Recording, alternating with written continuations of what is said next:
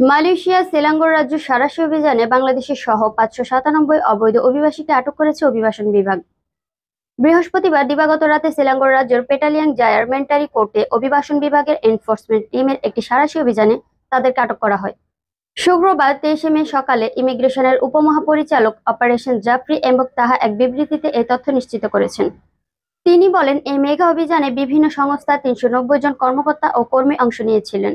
অভিযান চলাকালীন সময়ে বিভিন্ন জাতীয় ১,৫৯৭ জন ব্যক্তির কাগজপত্র পরীক্ষা করা হয়। এদের মধ্যে কাগজপত্রহীন ৫৯৭ জনকে আটক করা হয়, যাদের বয়স ১১ থেকে ৫৯ বছরের মধ্যে। আটককৃতদের মধ্যে ৪৭২ জন পুরুষ এবং ১২৫ জন নারী রয়েছেন। আটককৃত দেশগুলোর মধ্যে ইন্দোনেশিয়া, বাংলাদেশ, ভারত, মিয়ানমার, নেপাল, পাকিস্তান এবং থাইল্যান্ড সহ বিভিন্ন দেশের নাগরিক রয়েছেন। তবে আটককৃতদের মধ্যে কতজন বাংলাদেশি রয়েছেন তা জানা যায়নি। পরিচয়পত্র না থাকা, অনুমোদিত সময়ের বেশি সময় ধরে অবস্থান করা, পাশের শর্ত লঙ্ঘন করা এবং অবৈধ নথি ব্যবহারের অপরাধে তাদের আটক করা হয়েছে। আটককৃত অবৈধ অভিবাসীদের তদন্ত এবং পরবর্তী পদক্ষেপের জন্য ইমিগ্রেশন ডিটেনশন ডিপোতে নিয়ে যাওয়া হয়েছে।